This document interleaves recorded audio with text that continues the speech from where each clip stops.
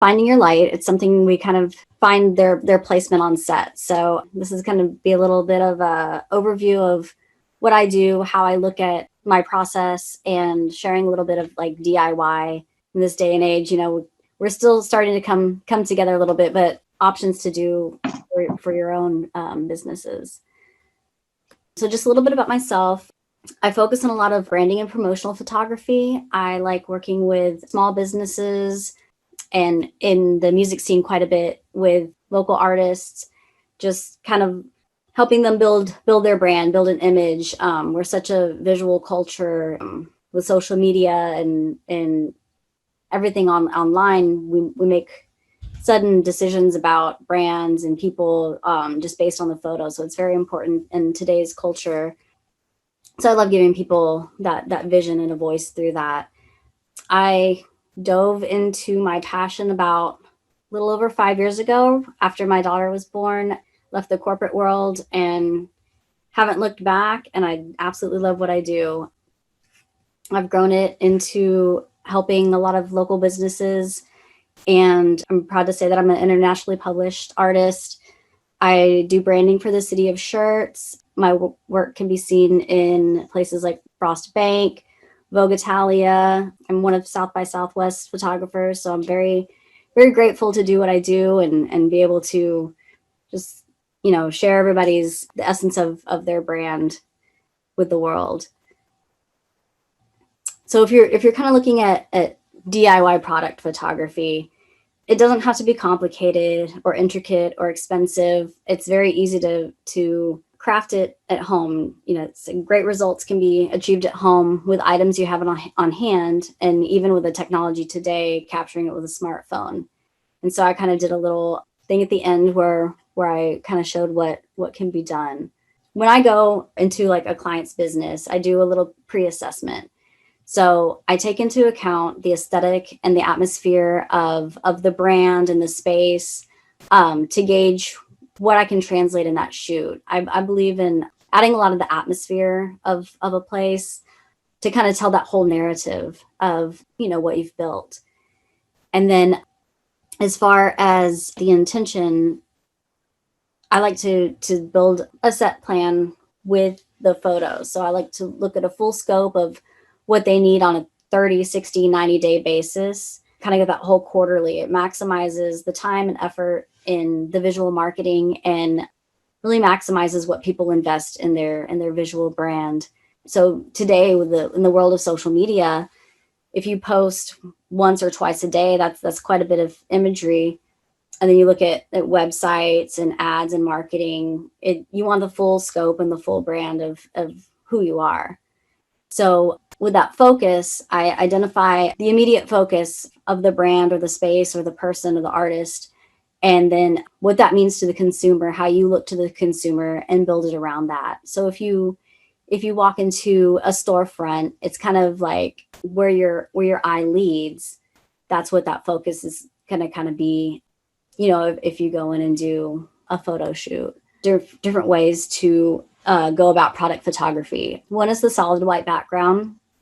These are best for website stores or graphic design, things that need quick decision making and comparison between the products. So you kind of have a cohesive scope of everything. There's a lot of psychology that kind of goes into product photography as well, kind of how you view something and where your thought process is going to go. So to get this aesthetic on your own, it's best achieved with a pop-up studio. And these range in price from about $15 to $300 and up. For the real high end, I personally use a mid-range one. They provide a uniform light and look, and they're compact and easily stored. Most of them come in with a built-in light source as well. So it's kind of your one-stop shop, all in one, can get you a good cohesive look for your website or graphic design. My personal recommendation, I use the Amazon Basics portable folding studio. It folds real flat down, can be stored, in between a bookshelf, and it retails for about $150. It's extremely easy to use. It has a built-in light source. You can use it. I use it with a digital camera. You can use iPhone. It does really great imagery. So that's what I use if I have the need for the white background. So another route that I go is atmosphere. So if you're going into like advertising, marketing shots, social media shots, this is one that I did for a CBD store out of Austin. This aesthetic best captures the essence of your product in storefront. So it's going to be what you look at and what you're going to feel as soon as you walk through that door. There's endless opportunity for artistic license. I kind of took what they had in store and, they wanted that spa-like feeling. So we did shots with it, with, what they had in the background. As far as the bottom corner, they had like a little floral arrangement. So we put it in front of that and did shots to kind of evoke that feeling and emotion about the storefront itself. So that connects your consumer to your store. And if you have these on your website, they're going to get that same feeling looking at it on your website as they do when they walk into the door. It's inviting to consumers into the physical space and translates it on to an online presence. Flat lays are another option for products. These, for instance, I did in that pop-up studio. You can do it pretty much anywhere. That's the beauty of flat lays. You can use natural lighting, studio lighting, and I'll kind of give a couple examples later on in the PowerPoint presentation. But these are great for advertising and social media and Pinterest boards too, if you go that route for marketing. They create a mood, like you get to create the mood. So you're in full control of your color scheme, your decor, and then the real purpose of this aesthetic is to highlight multiple angles of your packaging and create instant visual recognition. So this works with a lot of cosmetic companies use it, perfume. It evokes that light and airy feeling, and then gets people familiar with your packaging. So like this, for instance, these were dried flowers that I had just laying around in some potpourri, and then just kind of put it together. So it's really easy to kind of get that aesthetic with what you have on hand. So if you're kind of doing like your own DIY product photography, this is where your creativity is going to really come into play. So some of the helpful materials that I like using whenever I do product photography, a lot of them you can get your local hobby store or art store. So different papers, like different colored papers like Canson paper, cardstock, or the scrapbook paper that you can get at Hobby Lobby, foam board. I like to use a lot of like glass bottles or reflective materials to kind of add some detail or shadows. Museum putty is another favorite of mine when you're setting up things so they don't shift. I've even used Play-Doh. The Container Store has a lot of great clear containers and risers. So if you have multiple levels, you can use these to add like height and depth and things. And then just whatever accent pieces that kind of go with your product. So floral, food. If you have, say, like a coffee scented candle, you can put coffee beans by it. Fabric, crinkled paper. I mean, the opportunities are endless in what you can add in. So these are a couple examples. On the left, these are just some random things that I got at Hobby Lobby. And then the big piece of paper is Canson paper. It comes in quite a few different colors. You can use it as a flat lay backdrop. You can have it as a curvature and do product shots in front of that. Cardstock, just kind of anything that kind of really goes with, I pulled the same colors from the product here to pull that aesthetic together. On the right are the acrylic boxes that I prefer to use. I get those at the Container Store. They'll range from $1 up to $25 for some of the bigger ones, but right in the $5 to $10 range. And the clear museum gel I like to use as well to hold everything into place. So when I do product photography, I like to think of it as a product portrait. I treat it the same way as if I had somebody in my studio doing headshots. So I compose the product with taking into consideration the lighting, the placement, and then the setting to accent and capture the true essence. And I think that's the key, is capturing the true essence of that product, like what it is and what the feeling that it evokes. So you want to catch their good side, highlight the best features of what you're shooting. With lighting basics, it's great to avoid direct or harsh lighting. And when you're shooting, understanding like the basic exposure if you're using digital or cell phones. I like dramatic lighting with my aesthetic. So I usually light the subject from one side. If you want it really bright and detailed, you could hit it with like a fill light from the other side.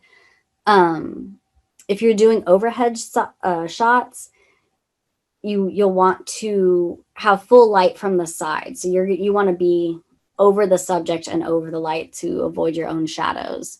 But sometimes shadows and reflections can be, your best friend. So I like to kind of use those for added creativity to personalize the image, as you can see on the right-hand side.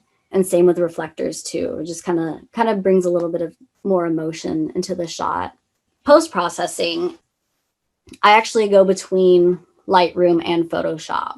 I do kind of the overall batch in Lightroom and then hit it with a little bit of dodging or burning or whatever I feel kind of fits that image in Photoshop. It's just kind of how I learned and my workflow goes. But with the editing, it adds creativity, but it maintains you want to maintain the visual authenticity. So you want to add a little bit of signature style, but you don't want your product to look any different than it would in real life in front of you. You want to maintain that brand recognition and accurately translate to your consumer what you're wanting to sell. And that goes with the food photography as well. Some people bring in studio lights to a restaurant. I like to actually use that restaurant lighting because it gives that same ambiance that you're going to have sitting there in front of that dish. With formatting basics, I prefer shooting in a high resolution because I've had clients use something for social, but then, a couple months later need it at a higher resolution for like a website shot. I shoot in RAW versus JPEG to capture the most information and allow for greater digital manipulation and enlarging. And then the megapixels, just take that into consideration, kind of be mindful about the megapixels if you're shooting with a smartphone versus a digital camera and what you're gonna require that image to be used for. Because if you enlarge it or zoom it in, you'll want to be very mindful of how and where that's shot. So I'm a big fan of templates. I think they add an added impact to your visual marketing and your social media as well. It's starting to become more and more popular, and it sets your product photography apart, and it kind of brings it to the next level. So Canva is a great free resource. I actually created this presentation in Canva. It's available at your fingertips from your phone or desktop. And you can make Instagram stories. They have all kinds of templates, website. I mean, pretty much anything that you can put online, you can create in Canva. And then another favorite site I have is Creative Market, which is kind of like an Etsy for digital artists. They have independent stores, but I've purchased quite a few templates that I can use in Photoshop or InDesign. And they're great, they're unique, and you're supporting independent artists as well with those. So this is kind of just a little mock-up of something that I did.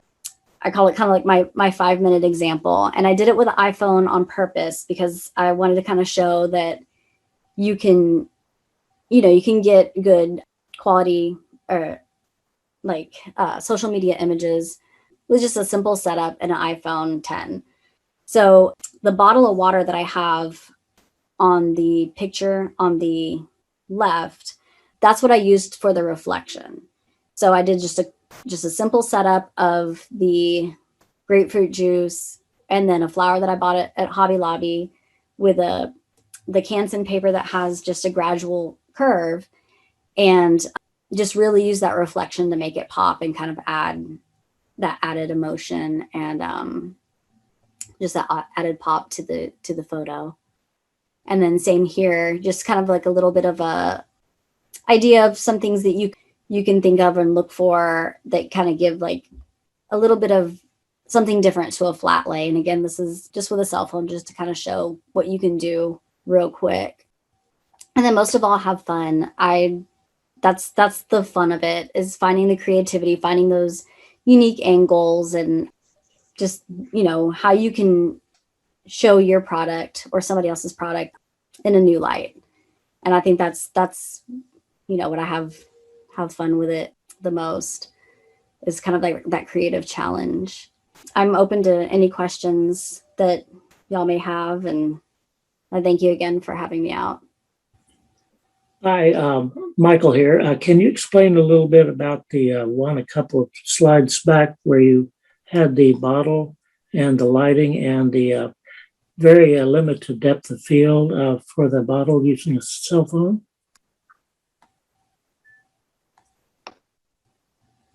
Let's see. Yes, that one. Okay. So what I did is I kept the grapefruit juice and the flower where it was. I moved the bottle of water in front of it so it would hit with a little bit more light. So I had it a little bit more in front of the bottle of grapefruit juice, and then just came in with a cell phone between the two, and then got that shot. So I wanted to use like a really narrow depth of field to kind of play with that light more than anything. And for instance, like a shot like this, I would use for like a social media story, and you with a template, and you can kind of like lay text on that, or even as a standalone. But did you have a specific question on this? Oh, it seemed like there was some sort of diffusion filter or flare filter that made it look glowing. And since the cell phone has only one aperture, I wondered how you achieved the control of the depth of field, because you can't really control the aperture on the cell phone, right? Right. Yeah, I mean, I just got that right beam of sunlight, and then I did a quick cell phone edit just with bumping up the highlights. That's one thing I do like to do kind of in my signature look, is kind of bump up the highlights and then the low lights to really kind of give it a little bit more depth. Okay, so you used sunlight somehow for the direct lighting? Yes. Oh, that's good. Good idea, because the simplicity and yet the shot is very beautiful. Thank you.